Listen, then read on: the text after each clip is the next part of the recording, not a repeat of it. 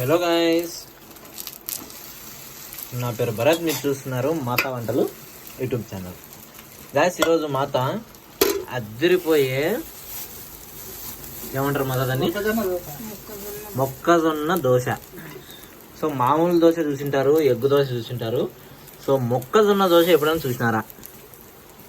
So ఇప్పుడు కర్రకర్రలాడే గుమ్మగుమ్మలాడే మొక్కజొన్న దోశ మనం ఎలా తయారు చేయాలో చూద్దాం. సో మనకి తయారు చేసే ఈ విధంగా ఉంటుంది. అండ్ ప్లేట్లోకి సర్వ్ చేసుకొని తింటా ఉంటే ఈ విధంగా అయితే ఉంటుంది అనమాట. దానికి మీకు ఏమేం కావాలి అనే దాని గురించి అయితే ఇప్పుడు చెప్తాను. ఫస్ట్గా మీరు మొక్కజొన్న కంకులు ఉంటాయి కదా, సో వాటిని ఈ విధంగా అయితే మీరు ఒలుచుకోండి అనమాట. మొత్తం కంకులలోంచి విత్తనాలన్నీ ఒలుచుకోవాలి. ఈ కంకి పచ్చి ఉండాలా ఉట్టి ఉండాలా? పచ్చి కంకులే. సో ఈ కంకుల్ని విత్తనాలుగా ఒలుచుకున్న తర్వాత ఇక్కడ చూస్తే మీకు కొత్తిమీర, కొత్తిమీర, పచ్చిమిరపకాయలు, అల్లము, కొత్తిమీర, పచ్చిమిరపకాయలు, అల్లము ఇవి ఇందులోకి యాడ్ చేసుకోవాలి. దీంట్లోకి ఇవి శుభ్రం కడుక్కొని, ఇవి గాయస్ మీరు అట్లే వేసుకోవద్దండి, నీట్ గా కడుక్కోండి. కడిగి సో వాటర్ లో కడిగేసి మీరు మిక్సీకి వేసుకోవాలన్నమాట. మిక్సీకి వేయాలి. సో మేము ఆల్రెడీ వేసేసాము, మీకు ఊరికే చెప్తున్నాం అనమాట ఏ విధంగా వేయాలని చెప్పేసి. ఇవన్నీ కలిపి మిక్స్ చేసుకోవాలి. అంటే ఫస్ట్ పచ్చిమిర్చి వేయాలనా, కొత్తిమీర వేయాలనా, అల్లం వేయాలనా, లేకుంటే ఫస్ట్ ఇత్తనాలు వేయాలి? ఇత్తనాలు వేసి ఫస్ట్ ఇత్తనాలు మిక్సీలో వేయాలి, మళ్ళీ పచ్చిమిరపకాయలు, కొత్తిమీర, అల్లము. ఇత్తనాలని పొడి పొడి చేసిన తర్వాత ఇవి వేయాలనా?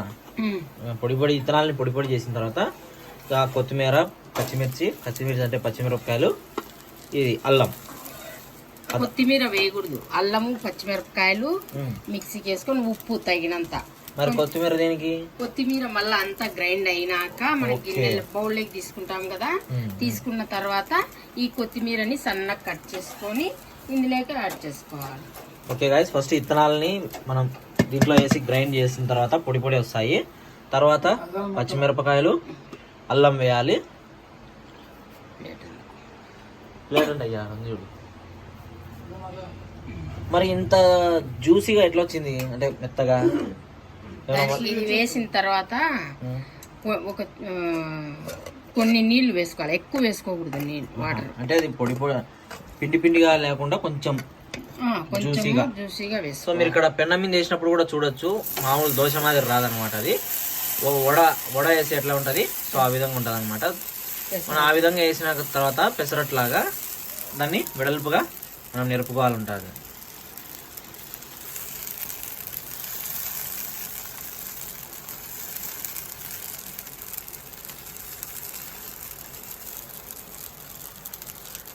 సో చూసారు కదా, దోశలాగే నేర్పుకోవాలన్నమాట. బట్ జాగ్రత్తగా నేర్పుకోవాలి.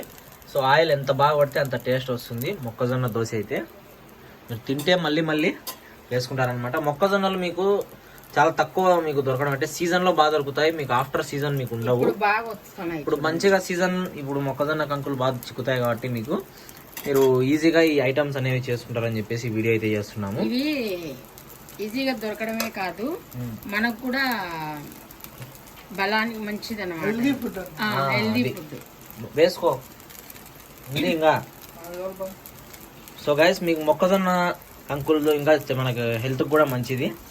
మనం కంకులు ఇంట్లో పిల్లలు మేము తినము అని కొంతమంది అంటూ ఉంటారు అనమాట. సో అలాంటి వాళ్ళకు మంచి ఫుడ్ ఇవాళ వాళ్ళ కంకులో ఉన్న బలం వాళ్ళకి రావాలంటే మీకు సో ఈ విధంగా దోశలో వేసి పెట్టండి అనమాట.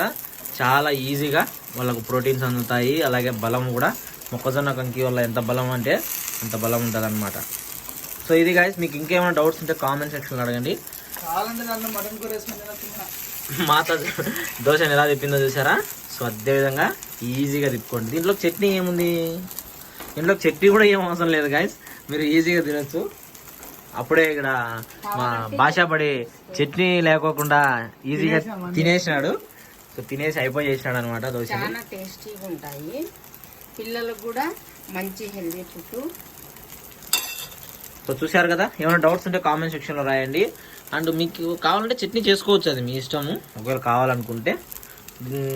అంతే, దీని మీద మళ్ళీ ఎగ్గు ఇలాంటివి వేసి చెడగొట్టు కాకండి దోశనైతే.